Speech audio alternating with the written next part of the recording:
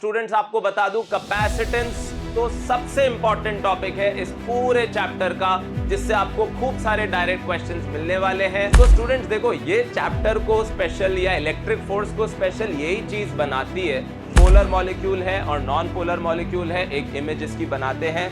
यानी बेसिकली एक प्लेट रख दी यहाँ पे, इस पे प्लस सिग्मा है, और एक प्लेट रख दी यहाँ पे, इस पे माइनस सिग्मा है। Hello students, welcome all of you in today's class. In today's class, we are going to talk about a very important topic of electrostatics, that is dielectrics and polarization. तो students, ये जो topic है ये mostly है तो theoretical topic, पर फिर भी इसकी understanding, इसके concepts आपको बहुत clear करने हैं न्यूमेरिकल्स करने के लिए जो आगे आने वाले हैं। किस टॉपिक में? कैपेसिटेंस। तो ये कैपेसिटेंस की इन अ वे शुरुआत होने वाली है। और स्टूडेंट्स आपको बता दूं, कैपेसिटेंस तो सबसे इंपॉर्टेंट टॉपिक है इस पूरे चैप्टर का, जिससे आपको खूब सारे डायरेक्ट क्वेश्चंस मिलने वाले हैं। बहुत कुछ आज की क्लास में सीखने को मिलेगा, ध्यान से सुनिएगा। छोटी छोटी कई सारी बातें आज की क्लास में होने वाली है। थ्योरी पे अपना पूरा कमांड हमें लाना है, ये याद रखिएगा। और फिर से याद दिला दूं, एज यूजुअल आपको साथ साथ नोट्स बनाते हुए चलने हैं वीडियो को पॉज करके। Right, so without wasting any time, put down the heading dielectrics and polarisation. तो स्टूडेंट्स, जैसा आप लोग ने 10th क्लास में भी पढ़ा है, हमने सारे मटेरियल को दो हिस्सों में बांट दिया था। वो दो हिस्से कौन से थे, वो दो टाइप्स कौन से थे? तो आप बोलोगे सर मटेरियल को हम दो टाइप्स में बांटते थे क्लास 10th में। सुनिएगा, पहला कंडक्टर और दूसरा इंसुलेटर्स। तो कंडक्टर एक कैटेगरी होती थी और इंसुलेटर दूसरी कैटेगरी होती थी। सिंपल भाषा में बोले तो कंडक्टर वो हैं जिनमें चार्ज कैरियर्स होते हैं, जिनमें करंट फ्लो हो सकता है, और इंसुलेटर वो हैं जिनमें करंट फ्लो नहीं हो सकता। हालांकि देखो, ऐसा नहीं है कि आप किसी भी चीज को बहुत ही ब्लैक एंड व्हाइट में कंडक्टर या इंसुलेटर बोल सके। हम ऐसा बोल सकते हैं, कुछ मटेरियल थोड़ा ज्यादा इजीली कंडक्ट कर लेते हैं और कुछ मटेरियल थोड़ा मुश्किल से कंडक्ट करते हैं, तो उनको हम किस कैटेगरी में डाल देते हैं? इंसुलेटर। ये सही तरीका है बात करने का। तो जो इंसुलेटर है, यानी जो कंडक्टिंग प्रॉपर्टी थोड़ी कम शो करते हैं, उन्हीं को हम लोग क्या बोलते हैं? डाइलेक्ट्रिक्स। क्या बोलते हैं स्टूडेंट्स? डाइलेक्ट्रिक्स। तो अब जब मैं बोल रहा हूं ये वर्ड डाइलेक्ट्रिक, हो सकता है इससे पहले भी हमने ये वर्ड यूज किया हो in the form of dielectric constant. तो अब वो क्या चीज है आपको आज समझ में आ जाएगा। तो जैसे ही मैं बोलता हूं डाइलेक्ट्रिक्स, तो आपका उससे क्या इंटरप्रिटेशन होना चाहिए? Basically insulators. यानी डाइलेक्ट्रिक्स क्या है? दे आर इंसुलेटर्स और material which show less conductivity, which show less conducting property. Right, so put down that heading. all insulators can also be regarded as dielectrics। तो अब एक image बन गई कि ये डाइलेक्ट्रिक्स है। यहां तक की बात सबको समझ में आ जानी चाहिए। चलिए अब इसको हम हटा देते हैं और फटाफट से अब दूसरी बात करते हैं कि डाइलेक्ट्रिक्स जो खुद हैं, जो डाइलेक्ट्रिक्स हैं यानी जिनमें मोबाइल चार्ज कैरियर्स नहीं है, जिनमें फ्री इलेक्ट्रॉन्स नहीं है या आयंस नहीं है, वो खुद दो तरीके के हैं। कौन से हैं वो दो टाइप्स? तो पहला है पोलर डाइलेक्ट्रिक। पहला कौन सा है स्टूडेंट्स? Polar dielectrics. और दूसरा कौन सा है? दूसरा है non polar dielectrics. Polar dielectrics और दूसरा है नॉन पोलर डाइलेक्ट्रिक्स। नाम से ही पता चल रहा है, पोलैरिटी। जिनमें पोलैरिटी हो वो पोलर डाइलेक्ट्रिक्स है, जिनमें ना हो वो नॉन पोलर डाइलेक्ट्रिक्स है। हो सकता है आपने केमिकल बॉन्डिंग 11th क्लास में जब पढ़ा हो तो आपके केमिस्ट्री टीचर ने भी ये टर्म यूज की हो, पोलर और नॉन पोलर मॉलिक्यूल। तो जैसे ही मैं बोलता हूं पोलर, जो दिमाग में आना चाहिए वो खट से आना चाहिए HCl, H डेल्टा पॉजिटिव और Cl डेल्टा नेगेटिव, ऐसा कुछ। यानी साफ साफ आपको फील आ रहा है कि पॉजिटिव नेगेटिव का जो अलाइनमेंट है वो थोड़ा बायस्ड है। कहीं ना कहीं माइनस जो है वो थोड़ा क्लोरीन की तरफ है और प्लस जो है वो थोड़ा हाइड्रोजन की तरफ है। इसका मतलब क्या है? इसका मतलब यह है कि जो इफेक्टिव पॉजिटिव चार्ज सेंटर है, जैसे आपका सेंटर ऑफ मास होता था क्लास 11th में, वैसे ही कुछ कि जो पूरे मॉलिक्यूल का इफेक्टिव पॉजिटिव चार्ज है वो थोड़ा सा हाइड्रोजन की तरफ शिफ्टेड है और इफेक्टिव नेगेटिव चार्ज थोड़ा क्लोरीन की तरफ। ऐसा क्यों सर? ऐसा इसलिए क्योंकि ये मॉलिक्यूल सिमेट्रिक नहीं है, this is an asymmetric molecule, ठीक है। इसलिए प्लस और माइनस जो है वो एक साथ नहीं रहना चाह रहा, एक पॉइंट पे नहीं रहना चाह रहा, सेपरेटेड रहना चाह रहा है। इलेक्ट्रॉन नेगेटिविटी क्लोरीन की ज्यादा है, तो नॉन पोलर कौन सा हो सकता है? जैसे मान लीजिए आप ऑक्सीजन, कौन सा हो सकता है? ऑक्सीजन। ये एक सिमेट्रिक मॉलिक्यूल है, इसमें इफेक्टिव पॉजिटिव चार्ज सेंटर और इफेक्टिव नेगेटिव चार्ज सेंटर दोनों क्या कर रहे हैं? कोइंसाइड कर रहे हैं। दोनों का इफेक्टिव सेंटर कहां पे है? बीच में ही है, चाहे वो प्लस हो चाहे वो माइनस हो। तो ऐसे मॉलिक्यूल्स को हम क्या कहते हैं? नॉन पोलर मॉलिक्यूल्स, ठीक है।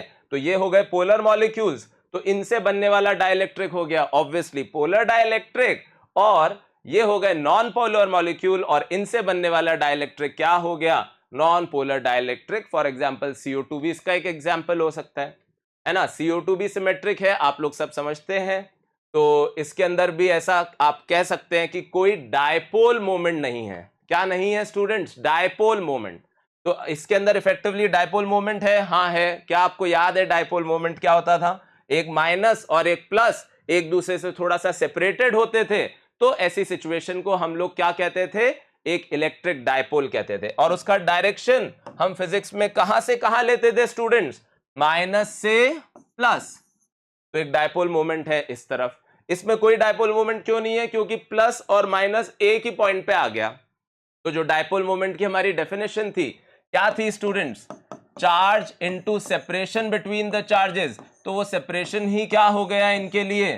जीरो हो गया। इसलिए इनका डायपोल मोमेंट क्या हो गया स्टूडेंट्स? जीरो। आप बोलोगे सर इसमें तो ऐसा नहीं है। अरे भाई इसमें ऐसा नहीं है। मान लीजिए डेल्टा नेगेटिव है, ये डेल्टा नेगेटिव है, और ये डेल्टा पॉजिटिव और ये डेल्टा पॉजिटिव है। वन मोर टाइम, तो इसका इफेक्टिव डायपोल मोमेंट P इस तरफ और P इस तरफ मिला के क्या हो गया? बोलिए नेट डायपोल मोमेंट जीरो हो गया। यानी ये भी कैसा डाइलेक्ट्रिक हो गया या मॉलिक्यूल हो गया? आंसर है नॉन पोलर मॉलिक्यूल। तो आई होप आपको वापस से एक बार पूरी बात समझा देता हूं। हम सारे मटेरियल को दो हिस्सों में क्लासिफाई कर रहे हैं। पहला कौन सा है?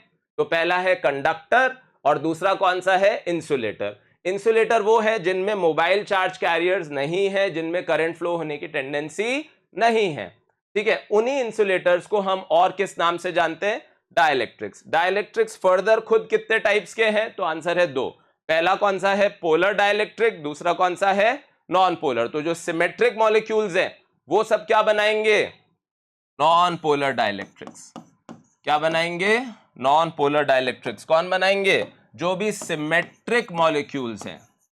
ये बात सीखने वाली है। सिमेट्रिक मॉलिक्यूल्स जो हैं वो हमेशा क्या बना लेंगे? जैसे CH4 हो गया, मीथेन हो गया, ठीक है। ये सब कैसे हैं? बोलिए नॉन पोलर। और पोलर कौन से होंगे? जो एसिमेट्रिक होंगे, जिनमें सिमेट्री नहीं होगी, वो सब क्या बना लेंगे? वो सब बना लेंगे पोलर डाइलेक्ट्रिक्स। इनमें डायपोल मोमेंट है, इनमें डायपोल मोमेंट क्या है student? Zero. I hope dipole moment आपको पता है। तो डायपोल की काफी थ्योरी यहां पे यूज होने वाली है। तो अगर आपको एकदम से याद नहीं आ रहा तो एक रिकमेंडेशन है, आप पहले उसको रिवाइज करिए, फिर आज की क्लास समझने में ज्यादा मजा आएगा, ठीक है स्टूडेंट्स। तो लिख डालिए, there are two types of dielectric, polar dielectric and non polar dielectric. What happens in polar dielectric? Positive and negative charge centres, positive and negative charge centre coincide. ये किस में होते हैं? ये होते हैं नॉन पोलर में। और इसमें क्या लिख सकते हैं हम? Do not coincide. तो positive and negative charge centres do not coincide. जबकि नॉन पोलर में क्या होता है? तो नॉन पोलर में हम लिखेंगे positive and negative charge centres coincide.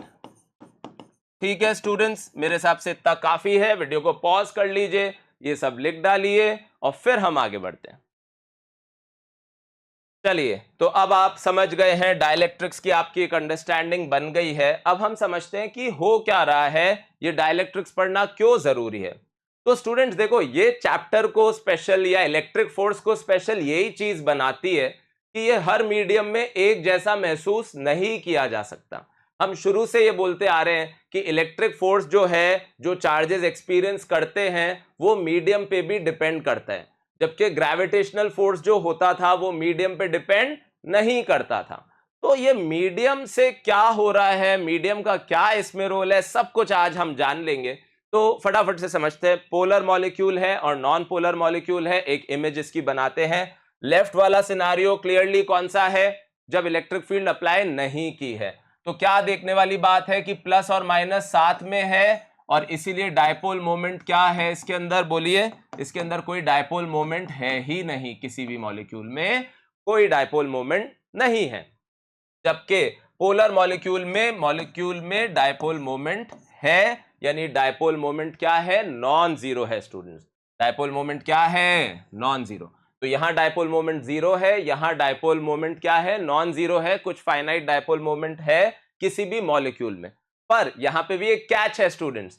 यहां तो देखो मॉलिक्यूल में डायपोल मोमेंट है ही नहीं, यानी अगर हम एक बात कह सके कि पोलर के अंदर और नॉन पोलर के अंदर, पोलर के अंदर और एक इमेज बनाते चलिए। जब भी मैं बोल रहा हूं पोलर, आप दिमाग में ले आइए HCl को, और जब भी मैं बोल रहा हूं नॉन पोलर, आप दिमाग में ले आइए ऑक्सीजन को, O2 मॉलिक्यूल को, है ना। तो जैसे ही मैं पोलर बोल रहा हूं तो मॉलिक्यूल के अंदर डायपोल मोमेंट है, पर फिर भी जो नेट डायपोल मोमेंट है स्टूडेंट्स, ये बहुत इंपॉर्टेंट बात है, जो नेट डायपोल मोमेंट है, जो ओवरऑल डायपोल मोमेंट है, वो क्या हो जा रहा है, नॉन जीरो हो जा रहा है। क्यों हो जा रहा है नॉन, वो जीरो हो जा रहा है। क्यों जीरो हो जा रहा है students, because of random thermal arrangement, because of random thermal arrangement. अब इस बात का क्या मतलब है भाई, अरे मान लीजिए मॉलिक्यूल्स हैं, खूब सारे HCl मॉलिक्यूल्स हैं किसी भी सबस्ट्रेट में जो आपने लिया, पर जरूरी तो नहीं है ना कि वो एक अलाइनमेंट में हो सकता है कोई राइट की तरफ अलाइंड हो तो कोई लेफ्ट की तरफ, उसका डायपोल मोमेंट, कोई ऊपर की तरफ अलाइंड हो तो कोई नीचे की तरफ। तो जब आप पूरे का वेक्टर एडिशन करेंगे सारे डायपोल मोमेंट्स का, तो आप क्या कहेंगे कि जो ओवरऑल डायपोल मोमेंट है वो जीरो ही हो जा रहा है। भले ही मॉलिक्यूल के पास डायपोल मोमेंट है स्टूडेंट्स, पर ओवरऑल डायपोल मोमेंट क्या हो गया, जीरो हो गया। क्यों जीरो हो गया, because of random thermal arrangement. वो फाइनली जीरो हो गया बिकॉज थर्मल अरेंजमेंट ऐसा होता है कि वो कोई बायसनेस नहीं शो करता, वो मॉलिक्यूल्स को एनर्जी कोई भी रैंडम डायरेक्शन में दे देता है, जो आप KTG से भी समझते हैं अपने 11th क्लास में जो आपने चैप्टर पढ़ा था। अच्छा, इसमें तो कहना ही क्या, इसमें तो जब मॉलिक्यूल के पास ही डायपोल मोमेंट नहीं है तो ओवरऑल डायपोल मोमेंट तो इसमें भी जीरो है। यानी क्या टेक रहा स्टूडेंट्स, कि जब तक हमने कोई इलेक्ट्रिक फील्ड अप्लाई नहीं की, मॉलिक्यूल में कोई नेट डायपोल मोमेंट नहीं है, या हम ऐसा भी कह सकते हैं कि उसमें कोई पोलराइजेशन नहीं है। Now what do you mean by the word polarisation. तो पोलराइजेशन एक बहुत ही जनरल टर्म है। पोलराइज करना किसी चीज को मतलब उसको एक जैसा कर देना, एक जैसा सोचने पे मजबूर कर देना, एक जैसे डायरेक्शन में ले जाना। तो इसको हम इन जनरल पॉलिटिक्स में भी कई बार ये वर्ड यूज करते हैं, पोलराइज कर दिया, लोगों को पोलराइज कर दिया, मतलब उन सबको एक जैसा सोचने के लिए मजबूर कर दिया कुछ ऐसी बात कह के, राइट। तो पोलराइजेशन का बेसिकली मतलब यही है। तो अभी तो ये डायपोल मोमेंट क्या है, जीरो। अब कट टू, अगर आपने इलेक्ट्रिक फील्ड अप्लाई की, क्या किया स्टूडेंट्स, आपने इलेक्ट्रिक फील्ड अप्लाई की, चाहे वो पोलर हो चाहे वो नॉन पोलर हो, अब क्या होगा यह समझना बहुत ही इंपॉर्टेंट है। तो पहले मैं कहता हूं पोलर की बात कर लेते हैं, यानी HCl की बात कर लेते हैं। तो आप बोलोगे चलिए एक इलेक्ट्रिक फील्ड हम अप्लाई कर देते हैं, कौन से डायरेक्शन में, राइट की तरफ।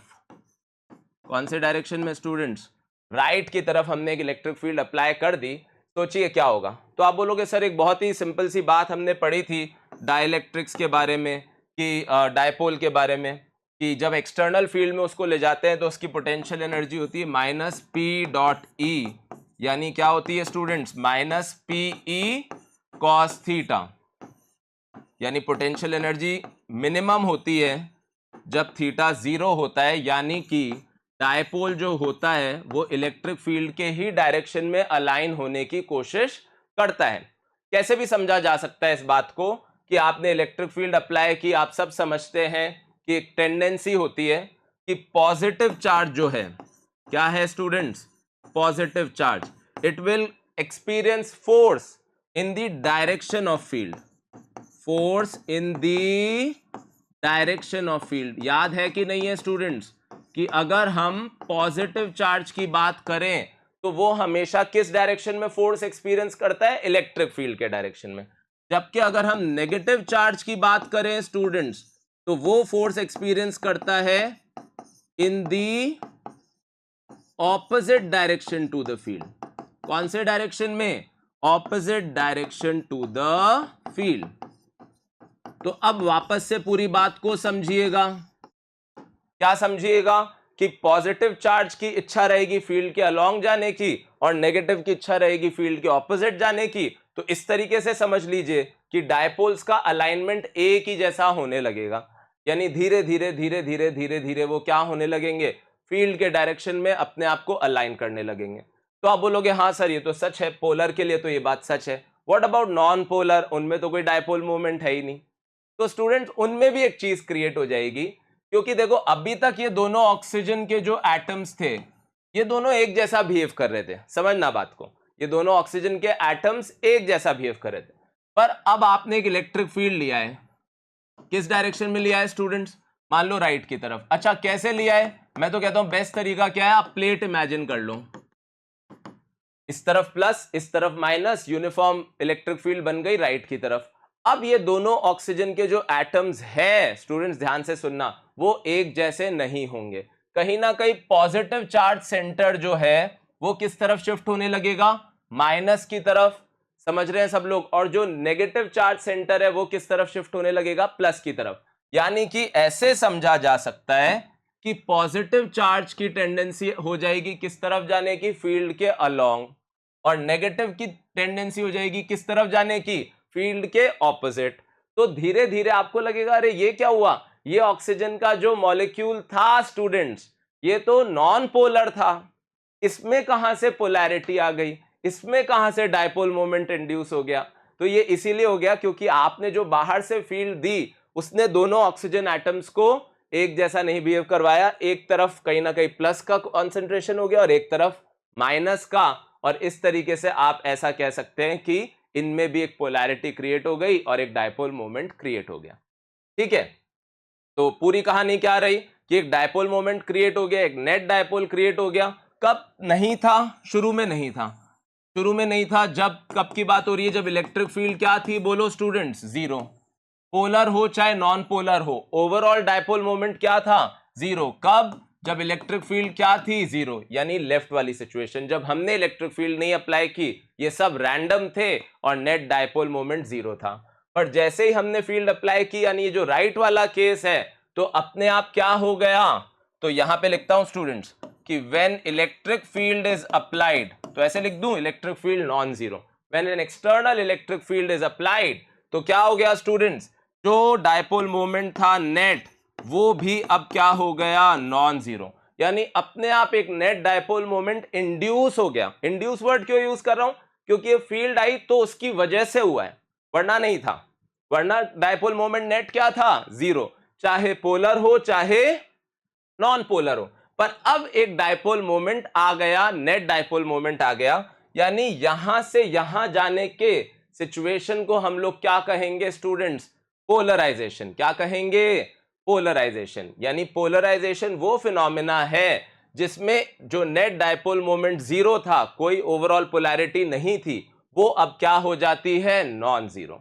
लिखते हैं, इस बात को लिखते हैं। पहले आप समझिए कि क्या बिहेवियर था पोलर का, क्या बिहेवियर था नॉन पोलर का। इन दी एंड तो दोनों का बिहेवियर एक ही जैसा हो गया कि एक नेट इलेक्ट्रिक फील्ड जब अप्लाई की गई बाहर से, तो एक नेट डायपोल मोमेंट भी बन गया फील्ड के डायरेक्शन में। इस फिनोमेना को हम लोग क्या कहते हैं? पोलराइजेशन कहते हैं स्टूडेंट्स। ठीक है, लिखिए इसको, मैं वेट करता हूं। आप वीडियो को पॉज करिए, फिर लिखिए, फिर हम आगे बढ़ते हैं। चलिए स्टूडेंट्स, तो इस बात को लिख लेते हैं। कैसे लिख लेते हैं? चलिए, तो हम इस बात को लिख लेते हैं कि नेट डायपोल मोमेंट जो था वो जीरो था। कब? In absence of field. In absence of field. यहां से अगर हमने एक इलेक्ट्रिक फील्ड अप्लाई की स्टूडेंट्स, हमने एक इलेक्ट्रिक फील्ड अप्लाई की, मान लीजिए external electric field is applied, तो फिर क्या हुआ? फिर एकदम से जो नेट डायपोल मोमेंट है वो अब क्या हो गया स्टूडेंट्स? नॉन जीरो हो गया। ठीक है, जब हमने एक इलेक्ट्रिक फील्ड अप्लाई की। चलो इस बात को मैं यहां लिख देता हूं कि पहले इलेक्ट्रिक फील्ड क्या थी, जीरो, और अब इलेक्ट्रिक फील्ड क्या है, नॉन जीरो। यानी इलेक्ट्रिक फील्ड के इन्फ्लुएंस में एक नेट डायपोल मोमेंट इंड्यूस हो जाना, इसी फिनोमेना को हम लोग किस नाम से जानेंगे, पोलराइजेशन। किस नाम से जानेंगे, पोलराइजेशन। ठीक है स्टूडेंट्स, सबको समझ में आ गई ये बात। अब एक और बात कर लेते हैं। देखो फिजिक्स में हमेशा क्या होता है, अक्सर चीजों की क्वालिटेटिव डेफिनेशन भी होती है और क्वांटिटेटिव भी होती है। तो क्वालिटेटिव डेफिनेशन तो ये हो गई कि यार एक नेट डायपोल मोमेंट का इंड्यूस हो जाना क्या कहलाता है, polarisation. So it is the phenomena of induction of a net dipole moment in a dielectric when an external field is applied, that is called polarisation. Mathematically ये क्या होगा students, mathematically, तो आप बोलोगे सर मैथमेटिकली क्या होना है, polarisation का एक्सटेंट कितना ज्यादा है। तो एक्सटेंट कितना ज्यादा मानेंगे कि कितना ज्यादा डायपोल मोमेंट बन गया, कितने कॉन्सेंट्रेटेड फॉर्म में, कितने कॉन्सेंट्रेटेड फॉर्म में। यानी मैथमेटिकली हम पोलराइजेशन को, जिसको हम लोग P से डिनोट करते हैं, कैसे डिफाइन करेंगे कि कितना ज्यादा डायपोल मोमेंट बन गया। स्टूडेंट सुनना ध्यान से, कितनी कम वॉल्यूम में, कितनी कम वॉल्यूम में, यानी net dipole moment induced per unit volume, that is called polarisation. होता है ना कि यार अर्थ भारी है कि सन, तो ऑब्वियसली सन भारी है, पर कौन ज्यादा कॉन्सेंट्रेटेड मास का फॉर्म है, तो अर्थ, क्योंकि अर्थ में मास ज्यादा कॉन्सेंट्रेटेड है, मतलब ज्यादा डेंसिटी के साथ है, वैसी वाली बात है।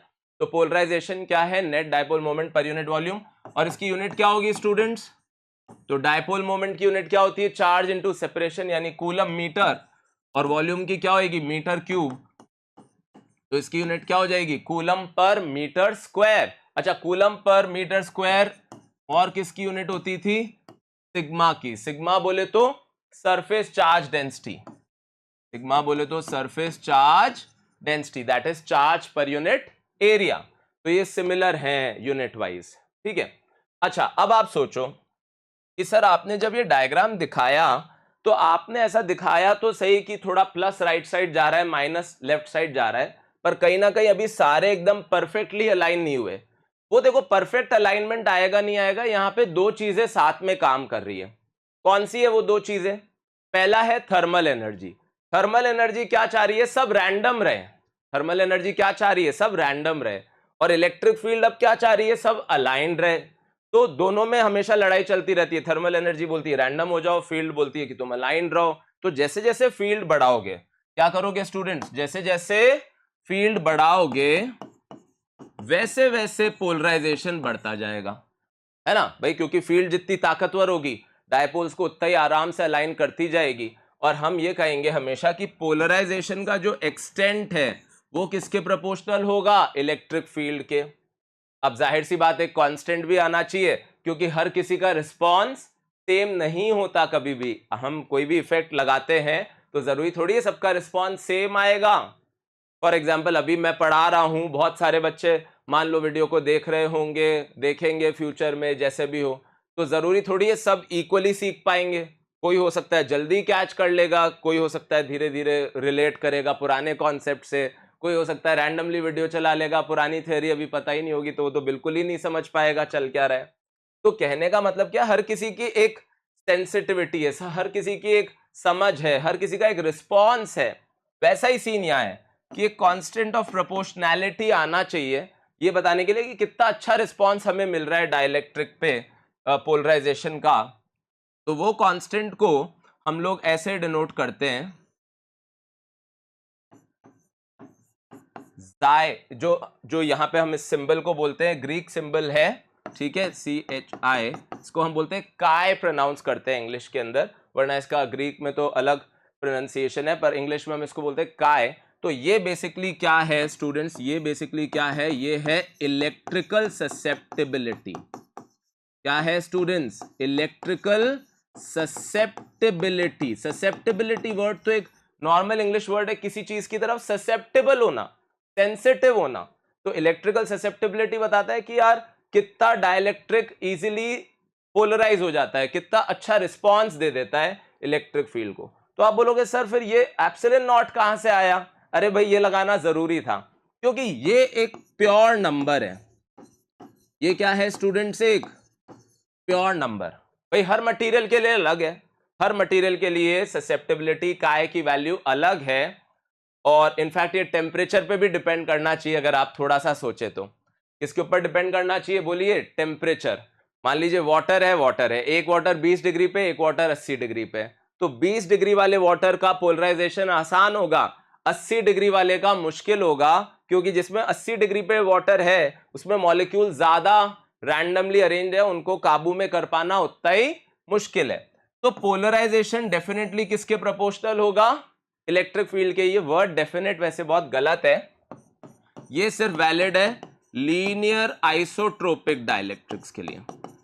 ये इतना सिंपल रिलेशन सिर्फ किसके लिए वैलिड है? लीनियर आइसोट्रोपिक डाइलेक्ट्रिक्स के लिए। आइसोट्रोपिक मतलब जो सिमिलर बिहेवियर शो करते हैं सारे डायमेंशंस में, वही वाली बात है ना। ये सब आइडियल लॉ है, जैसे हुक्स लॉ है ना, आपने 11th क्लास में पढ़ा, या 10th क्लास में आपने पढ़ा ओम्स लॉ। तो ये सब लीनियर रिलेशनशिप बहुत रिस्की है बोलना, हर कोई इतना इजीली रिलेशनशिप यही वाली फॉलो करे ऐसा जरूरी नहीं है। तो इलेक्ट्रिकल ससेप्टेबिलिटी क्या होता है स्टूडेंट्स? इलेक्ट्रिकल ससेप्टेबिलिटी बेसिकली होता है कि मटेरियल कितना इजीली पोलराइज हो रहा है इलेक्ट्रिक फील्ड की वजह से। अच्छा, दूसरी बात स्टूडेंट्स, ये प्रोपोर्शनैलिटी कांस्टेंट क्यों आया अभी समझ लेते हैं, 1 मिनट लगेगी, यहां पे अलग से लिखते हैं इस बात को। तो आपको याद है जैसे इलेक्ट्रिक फील्ड हमने पढ़ा था सिग्मा बाय 2 एप्सिलॉन नॉट, एक एग्जांपल के तौर पे दे रहा हूं, तो किसकी? प्लेट की, है ना। तो कोई भी जो प्लेट है, यूनिफॉर्मली चार्ज प्लेट है, शीट है, उसकी इलेक्ट्रिक फील्ड हमने पढ़ी थी ना। तो सिग्मा की यूनिट किससे मिलती जुलती है? बोलिए, एप्सिलॉन नॉट ई से। किससे मिलती जुलती है? एप्सिलॉन नॉट ई से। और अभी अभी हमने पढ़ा कि पोलराइजेशन की यूनिट सिग्मा जैसी है, तो पोलराइजेशन की यूनिट भी किससे मिलती जुलती होगी? एप्सिलॉन नॉट ई से।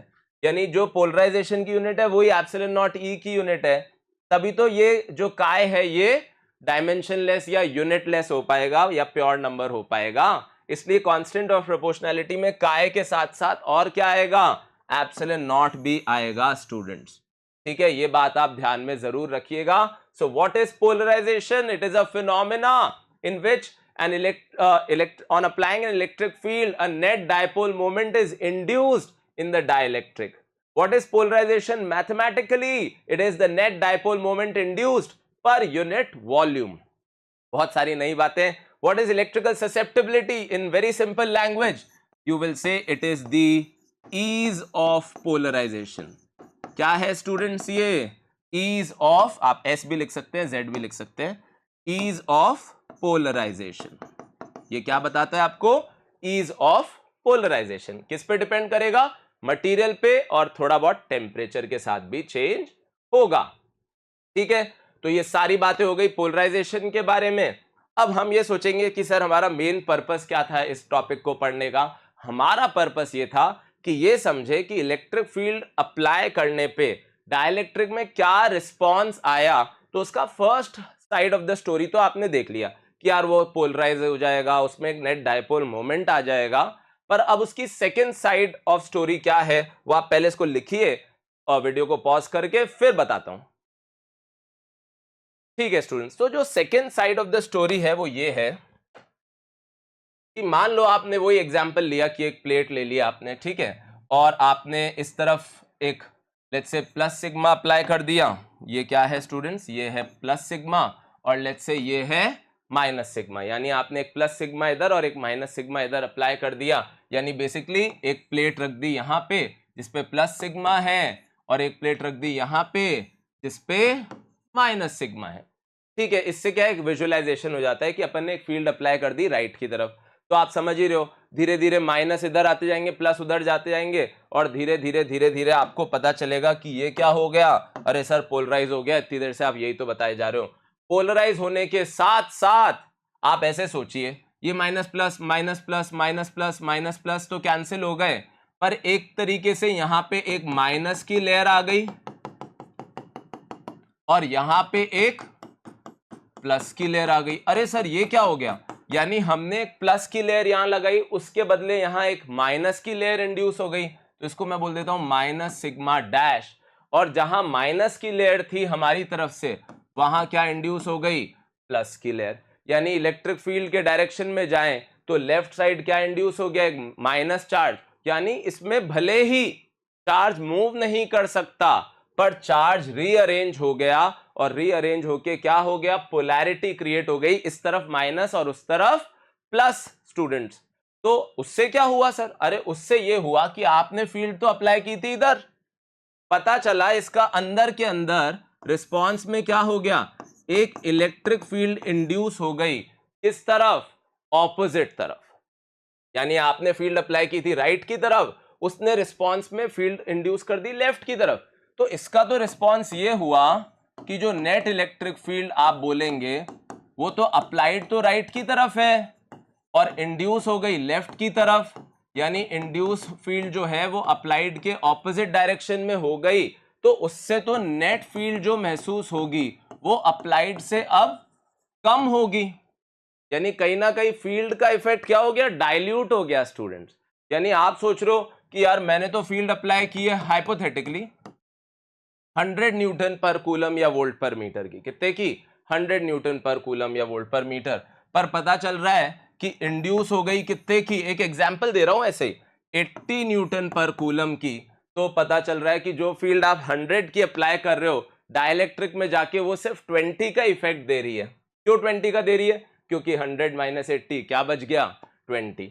यानी नेट फील्ड जो है वो अप्लाइड से कम इफेक्ट दे रही है। यानी डाइलेक्ट्रिक्स वो मटेरियल हैं जो इलेक्ट्रिक फील्ड के इफेक्ट को क्या कर देते हैं स्टूडेंट्स, सप्रेस कर देते हैं, डाइल्यूट कर देते हैं, ऐसा कह सकते हैं।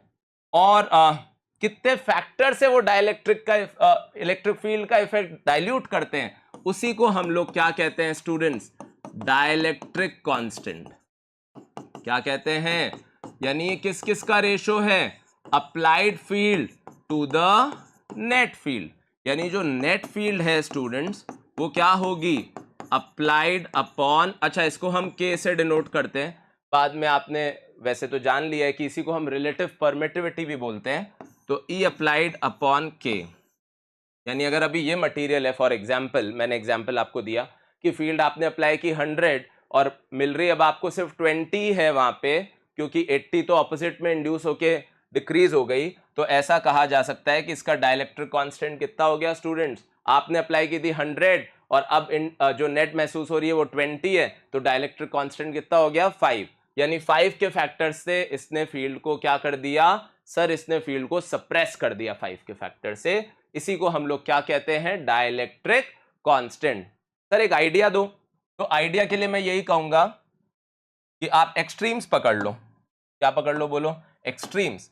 जैसे कोई बोले वैक्यूम, तो सर वैक्यूम में तो आप कह सकते हो कि कोई फील्ड इंड्यूस ही नहीं होगी क्योंकि कुछ चार्जेस ही नहीं है। तो वैक्यूम के लिए आप कह सकते हो कि फिर जब फील्ड इंड्यूस ही नहीं हुई तो अप्लाइड और नेट सेम है, तो वैक्यूम के लिए आप के की वैल्यू क्या कह सकते हो, 1। इससे छोटा के हो नहीं सकता। वैक्यूम के लिए के क्या हो गया, 1, क्योंकि उस केस में अप्लाइड और नेट सेम है, क्योंकि इंड्यूस होने के लिए कोई मटीरियल ही नहीं है। और अगर मैं दूसरा एक्सट्रीम पकड़ूं, यानी अब मैं ऐसे समझाना चाह रहा हूं कि कंडक्टर को भी हम डाइलेक्ट्रिक का एकदम एक्सट्रीम केस मान लेते हैं, जिसमें इतनी ताकत है कि कोई भी आप फील्ड अप्लाई करो वो उसका ऑपोजिट फील्ड इंड्यूस कर देता है। यानी उसकी जो इंड्यूस्ड फील्ड है वो अप्लाइड को जस्ट क्या कर देती है, कैंसिल आउट कर देती है। और उसका डाइलेक्ट्रिक कांस्टेंट फिर क्या बोला जा सकता है स्टूडेंट्स, टेंडिंग टू इंफिनिटी। तो यानी क्या कहना चाहते हो सर, डाइलेक्ट्रिक्स का ही एक्सट्रीम केस कंडक्टर है, हाँ बिल्कुल कह सकते हैं। यानी डाइलेक्ट्रिक हो या कंडक्टर हो, यानी इंसुलेटर हो या कंडक्टर हो, ये कोई ऐसी रिजिड लाइन नहीं है कि यार इसको डाइलेक्ट्रिक बोलेंगे इसको कंडक्टर बोलेंगे। ये तो एक हम क्या एक क्लासिफिकेशन करना चाह रहे हैं खुद की अंडरस्टैंडिंग के लिए। फॉर एग्जाम्पल अभी कोई ये थोड़ी बोल सकता है कि यार रबर एक इंसुलेटर है। सुनना स्टूडेंट्स, रबर क्या है सर, रबर तो इंसुलेटर है, रबर में से तो करंट फ्लो नहीं होता। पर इसका मतलब ये थोड़ी कि बाहर अगर 22 किलोवोल्ट की लाइन जा रही है, 22,000 वोल्ट की लाइन जा रही है, तो आप रबर की स्लीपर्स पहन के उसको छू लोगे, नहीं छू सकते। क्यों, आपको डर लग जाएगा कि भले ही वो रबर की स्लीपर होगी, भले ही उसमें से करंट फ्लो नहीं हो सकता नॉर्मली, पर इतनी हाई वोल्टेज इतनी हाई फील्ड पे तो हो सकता है उसमें से भी करंट फ्लो हो जाए, एयर में से भी करंट फ्लो हो जाए। तो यही तो होता है कि एयर का भी प्रॉपर्टी एकदम से इंसुलेटिंग से कंडक्टिंग भी बनाई जा सकती है अगर बहुत स्ट्रॉन्ग फील्ड हो। तो यही हम अगली बात भी करेंगे इनफैक्ट। पर अभी वापस से इस बात पे लौटते हैं कि डाइलेक्ट्रिक्स ने अल्टीमेटली किया क्या। अल्टीमेटली उन्होंने इलेक्ट्रिक फील्ड को क्या कर दिया स्टूडेंट्स, उन्होंने इलेक्ट्रिक फील्ड के इफेक्ट को मिनिमाइज कर दिया। इस बात को अब हम फाइनली समझ लेते हैं। तो अप्लाइड फील्ड कितनी थी स्टूडेंट्स, अप्लाइड फील्ड थी let's say sigma upon epsilon not, और जो इंड्यूस्ड फील्ड है वो कितनी हो गई, let's say sigma dash upon epsilon not. ठीक है, सिग्मा डैश मतलब जो इंड्यूस्ड चार्ज है। ठीक है, तो अब यहां पे पुट कर दो इसको, और ई नेट क्या हो गई, तो ई नेट हो गई ई अप्लाइड अपॉन के। तो यहां पे पुट कर रहा हूं E applied upon K is equals to E applied minus E induced, और ई अप्लाइड को अब क्या लिख दूं, सिग्मा बाय एप्सिलॉन नॉट। ठीक है students, sigma by epsilon not, और इसको क्या लिख दूं, sigma dash by epsilon not. तो एप्सिलॉन नॉट का फैक्टर कैंसिल आउट हो जाएगा, यहां पे लिख रहा हूं। तो यहां से सिग्मा डैश की वैल्यू क्या आ जाएगी, सिग्मा इंटू 1 माइनस 1 बाय के। कई बार इस पे भी न्यूमेरिकल आ जाता है। तो ये किसका फॉर्मूला मैंने आपको डिराइव कर दिया, इंड्यूस चार्जेस का। मान लो मैं इसको क्यू के टर्म्स में लिख देता हूं। तो इंड्यूस चार्जेस क्या हो गए, q dash is equals to q into 1 minus 1 by k students, right. तो ये बात हो गई। डाइलेक्ट्रिक कांस्टेंट क्या है, it is the ratio of applied field to the net field. हर चीज देखो मैथमेटिकली तो बहुत इजीली समझाई जा सकती है, it is the ratio of applied field to the net field. पर क्या आपको अब यह समझ में आ रहा है कि नेट फील्ड कम क्यों हो गई सर, जो फील्ड हम अप्लाई कर रहे हैं उससे कम क्यों महसूस हो रही है। अरे भाई, डाइलेक्ट्रिक उल्टा फील्ड इंड्यूस करके नेट फील्ड को कम कर दे रहा है, और कंडक्टर का तो कहना ही क्या, जो भी अप्लाई करोगे उसका उल्टा इंड्यूस करके नेट को जीरो ही बना देगा। यानी कंडक्टर में फील्ड का इफेक्ट ही नहीं पहुंचा, इलेक्ट्रोस्टैटिक फील्ड का। इसी को हम लोग क्या कहते हैं, इलेक्ट्रोस्टैटिक शील्डिंग। ठीक है स्टूडेंट्स, कॉपी करिए एक बार वीडियो को पॉज करके, एक और बात कर लेते हैं फटाफट से। राइट, तो जो लास्ट बात मुझे करनी है वो यही है कि जिस फील्ड पे जाके कोई भी डाइलेक्ट्रिक अल्टीमेटली क्या कर देगा, बोलिए कंडक्ट करना शुरू कर देगा। क्या लिखना चाह रहा हूं, बोलिए, when the applied field, when the applied field is continuously increased,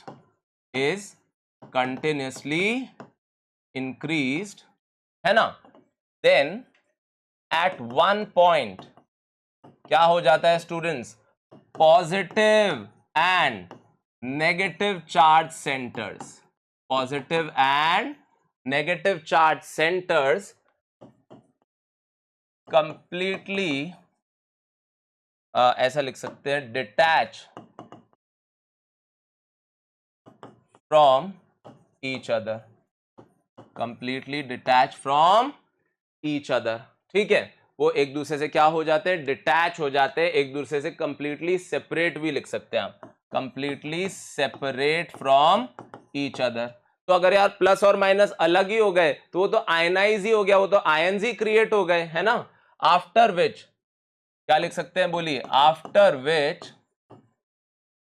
even the dielectric, after which even the dielectric starts conducting, जिसके बाद क्या हो जाता है students, even the dielectric starts conducting is called dielectric breakdown। क्या कहलाता है ये फिनोमेना। तो मैंने आपसे कहा था ना कि अगर आप रबर की स्लीपर्स पहन के बाहर वायर को छू लो 22,000 वोल्ट को, कर मत लेना ऐसा, पर ऑब्वियसली इतने तो आप समझदार हैं। पर अगर ऐसा कोई कर लेता है तो उसके बॉडी के थ्रू करंट फ्लो कर जाएगा, उस रबर की स्लीपर्स के थ्रू भी करंट फ्लो कर जाएगा। इसका मतलब यही है कि डाइलेक्ट्रिक का क्या हो गया स्टूडेंट्स, ब्रेकडाउन हो गया, डाइलेक्ट्रिक का ब्रेकडाउन हो गया। अब वो भी क्या करना शुरू कर चुका है, कंडक्ट करना शुरू कर चुका है ना।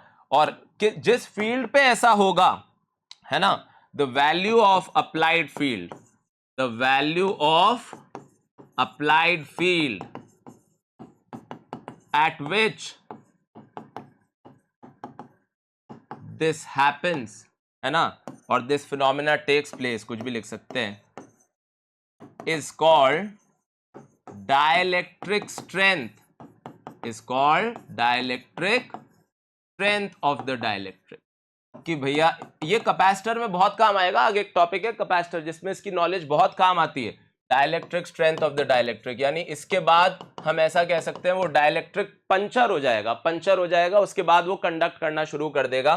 फॉर एग्जाम्पल फॉर एयर भी पंचर हो जाती है, उससे भी करंट फ्लो होने लगता है। टेस्ला का तो सपना ही यही था वायरलेस इलेक्ट्रिसिटी का, कि यार इलेक्ट्रिसिटी को हम एयर के थ्रू ही क्यों ना भेज दें, एयर को ही कंडक्टिंग क्यों ना बना दें।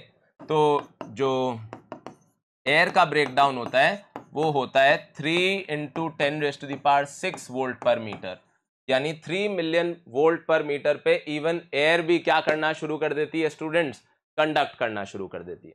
एक क्वेश्चन छोटा सा लेते हैं इसके बाद पूरी बात को समराइज करने के लिए कि यार डाइलेक्ट्रिक ने क्या किया, कंडक्टर ने क्या किया, दोनों के बिहेवियर में क्या सिमिलैरिटी है, क्या डिफरेंसेस है, पर यहां तक की बात आप लिखिए फिर आगे बढ़ते हैं। यानी एक दूसरा एस्पेक्ट भी हमने लिख लिया कि डाइलेक्ट्रिक भी हर वक्त डाइलेक्ट्रिक रहे ऐसा जरूरी नहीं है, एक पॉइंट के बाद उसके सब्र का बांध भी टूट सकता है और वो भी डाइलेक्ट्रिक के बाद अब क्या बन सकता है, कंडक्टर बन सकता है। ठीक है स्टूडेंट्स, चलिए तो अब एक क्वेश्चन कर लेते हैं इस पूरी बात को समझने के लिए। क्या है क्वेश्चन, बहुत ही अच्छा क्वेश्चन है। वैसे तो ये अरेंजमेंट कहलाता है कैपेसिटर का अरेंजमेंट है, पर अभी आप जाने दीजिए, आप तो बस ऐसे समझिए एक प्लेट है जिसपे प्लस सिग्मा है, दूसरी प्लेट है जिसपे माइनस सिग्मा है, और आपको बीच में एक डाइलेक्ट्रिक भी है और बीच में कंडक्टर भी है। क्या मतलब बीच में, ये है मान लीजिए d/5, ये भी है मान लीजिए d/5, ये भी है d/5, फिर ये वापस से है d/5 और ये फिर से है d/5। यानी कितने पार्ट्स में मैंने पूरे प्लेट्स के बीच के, आप समझ गए ना, दो प्लेट्स हैं। ठीक है सर, तो यहां इलेक्ट्रिक फील्ड क्या होगी, σ/ε0। सब लोग जानते हैं दो प्लेट्स के बीच में फील्ड σ/ε0। यहां भी क्या होगी, σ/ε0। यहां भी क्या होगी, क्योंकि यहां कोई मीडियम नहीं है, इसको वैक्यूम मान लेते हैं। तो यहां क्या होगी सर, डाइलेक्ट्रिक है, बीच में डाइलेक्ट्रिक है जिसका डाइलेक्ट्रिक कांस्टेंट है 5, तो ये होगी सीधे सीधे तौर पे σ/5ε0। यानी इलेक्ट्रिक फील्ड कितने फैक्टर से डाइल्यूट हो गई, 5 के फैक्टर से डाइल्यूट हो गई। जबकि कंडक्टर में फील्ड क्या हो गई, 0। क्यों हो गई 0, अरे जो भी फील्ड बाहर से आपने दी होगी σ/ε0 उसकी उल्टा इंड्यूस हो जाएगा। ये सब चल क्या रहा है, अरे भाई यहां प्लस सिग्मा है, यहां माइनस सिग्मा है, तो यहां क्या इंड्यूस हो गए होंगे, इनमें माइनस, और यहां क्या इंड्यूस हो गए होंगे, प्लस। तो वो माइनस प्लस के इंडक्शन से हुआ क्या होगा, ये हो गया कि यहां तो फील्ड 1/5 रह गई और यहां तो फील्ड बची ही नहीं। ठीक है, ट्राई करिए, सोचिए, अब मैंने आपकी इतनी हेल्प कर दी, अब ई और वी का ग्राफ कैसा बनेगा। चलिए फटाफट से पहले ई का ग्राफ बनाते हैं। ई का ग्राफ बनाते हैं एक्स के साथ, फिर उसी के नीचे वी का ग्राफ बना लेते हैं एक्स के साथ। अच्छा, मैंने रेफरेंस के लिए इसके पोटेंशियल को क्या लिख दिया है, 0 अर्थिंग बना के, और इसके पोटेंशियल को क्या लिख लिया है, वी। अच्छा, याद तो है सबको, E क्या होता था स्टूडेंट्स, -dV/dr। इस केस में आप लिख सकते हैं -dV/dx, यानी electric field is nothing but the potential gradient. चलिए, तो आप बोलोगे सर σ/ε0 एक लेवल है, दूसरा लेवल है σ/5ε0, और कितने पार्ट्स में ग्राफ को तोड़ लेना है हमें, तो हमें ग्राफ को तोड़ लेना है लेट्स से 1 2 3 4 और 5, यानी D तक जाना है, ये 0 है, ये d/5 है, ये 2d/5 है, ये 3d/5 है, और ये 4d/5 है ना। ऐसी कुछ तैयारी मैंने कर ली है। चलिए अब ग्राफ बनाते हैं E का। तो E का ग्राफ कैसा बनेगा सर, पहले पार्ट में ये लेवल, तीसरे पार्ट में भी ये लेवल, सोचिएगा आप, वीडियो को पॉज करके खुद ट्राई करिएगा, और तीसरे पार्ट में भी ये लेवल, जबकि दूसरे पार्ट में सीधे ये लेवल और फोर्थ पार्ट में ये लेवल। सबको समझ में आ रहा है, σ/ε0 σ/ε0 σ/ε0 σ/5ε0 और 0, क्योंकि वो कंडक्टर है। अब हम ग्राफ बनाते हैं V का। अच्छा, V का ग्राफ बनाएं तो V की वैल्यू शुरू हो रही है V से और कहां तक जा रही है, 0 तक, यानी हमको यहां से यहां तक पहुंचना है। पर अगर ये एक ही फील्ड होती तो एक ही ग्रेडियंट के साथ पहुंच जाते। अब कैसे पहुंचेंगे? तो शुरू में फील्ड ज्यादा है तो पोटेंशियल ज्यादा गिरेगा। अच्छा, फिर थोड़ा सा फील्ड कम हो गई तो पोटेंशियल गिरेगा पर थोड़ा कम रेट से। अच्छा, फिर क्या हो गया? फिर वापस ज्यादा गिरेगा। अच्छा, फिर क्या हो गया स्टूडेंट्स? फिर तो पोटेंशियल गिरेगा ही नहीं। क्यों नहीं गिरेगा? क्यों नहीं गिरेगा? क्योंकि आप आ चुके हो कंडक्टर के अंदर, और कंडक्टर में जो है पोटेंशियल चेंज नहीं होगा, फील्ड जीरो है तो ग्रेडियंट जीरो है, और फिर वापस वैसे ही गिरेगा। यानी अगर इसकी स्लोप अल्फा है, इसकी स्लोप बीटा है, तो इसकी स्लोप फिर से अल्फा होगी, इसकी स्लोप भी अल्फा होगी। तो जो tan अल्फा है वो 5 टाइम्स ऑफ tan बीटा होगा।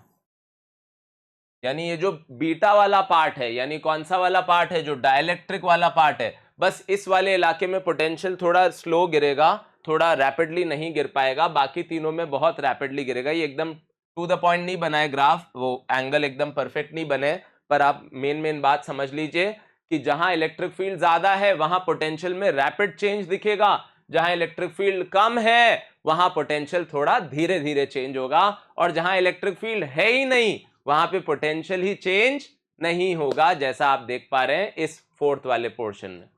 राइट स्टूडेंट्स, मजेदार क्वेश्चन है, काफी कुछ सीखने के लिए। तो एक बार क्विकली याद कर लेते हैं क्या क्या पढ़ लिया आज अपन ने। डाइलेक्ट्रिक और पोलराइजेशन हर किसी को क्रिस्टल क्लियर होना चाहिए आज की क्लास के बाद कि डाइलेक्ट्रिक क्या होते हैं। तो नॉर्मली हम इंसुलेटर्स को ही डाइलेक्ट्रिक कहते हैं, ये हमने पहली बात कही थी।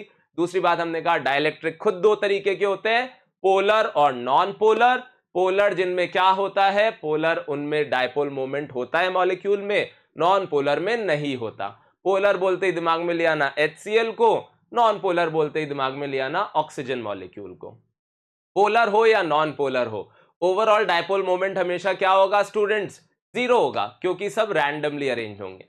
फील्ड अप्लाई करोगे तो एक डायपोल मोमेंट नेट बनने लगेगा। इस फिनोमिना को ही हम क्या नाम देंगे? पोलराइजेशन। पोलराइजेशन मैथमेटिकली क्या है? डायपोल मोमेंट जो नेट इंड्यूस हुआ पर यूनिट वॉल्यूम। पोलराइजेशन किसके साथ बढ़ेगा? जैसे जैसे फील्ड बढ़ाओगे पोलराइजेशन भी बढ़ेगा। और जो कांस्टेंट ऑफ प्रोपोर्शनैलिटी है वो क्या था? काय इंटू एप्सिलॉन नॉट। काय क्या है? Electrical susceptibility. उसके बाद हमने क्या बात करी कि जैसे हम फील्ड अप्लाई करते हैं डाइलेक्ट्रिक ऑपोजिट फील्ड इंड्यूस करने की कोशिश करता है, उसकी वजह से नेट फील्ड थोड़ी कम हो जाती है। इसी फिनोमिना की वजह से हम कहेंगे कि इलेक्ट्रिक फील्ड का इफेक्ट क्या हो जाता है? डाइल्यूट हो जाता है। जितने फैक्टर से होता है उसे हम कहते हैं डाइलेक्ट्रिक कांस्टेंट। बहुत सारी टर्म्स है। और फिर फाइनली अगर हम फील्ड बढ़ाते जाएंगे बढ़ाते जाएंगे बढ़ाते जाएंगे, एक पॉइंट पे पॉजिटिव और नेगेटिव चार्ज सेंटर एक दूसरे से अलग हो जाएंगे, ब्रेक डाउन हो जाएगा, ठीक है, या डिटैच हो जाएंगे। इस फिनोमिना को हम लोग क्या कहते हैं? Dielectric break down. और जिस फील्ड पे ऐसा होगा उसे हम क्या कहते हैं? Dielectric strength of the dielectric. Right students, तो मजा आ जाना चाहिए आज की क्लास के बाद आपको। बहुत सारे स्टूडेंट्स मुझे बोल रहे थे कि डाइलेक्ट्रिक सर समझ नहीं आ रहा है, एनसीईआरटी से पढ़ रहे हैं तो भी इतना फील नहीं आ पाया, क्योंकि इसके अंदर काफी हिडन थ्योरी छुपी है जो हमारे को और क्लियर करनी है। तो इसीलिए वीडियो आपके लिए हम ले आए हैं। जरूर इसका फायदा उठाइए, और फिर भी आपको लगे कि कोई चीज में कंफ्यूजन है तो do comment down below and we will try to get back to you as soon as possible. Thank you students for your time. I hope you are working really very hard for your career, and we are there with you with all our effort that we can do. Thank you students. I will see you very soon. Bye bye. If you enjoyed this video, please don't forget to like, share and subscribe to our channel.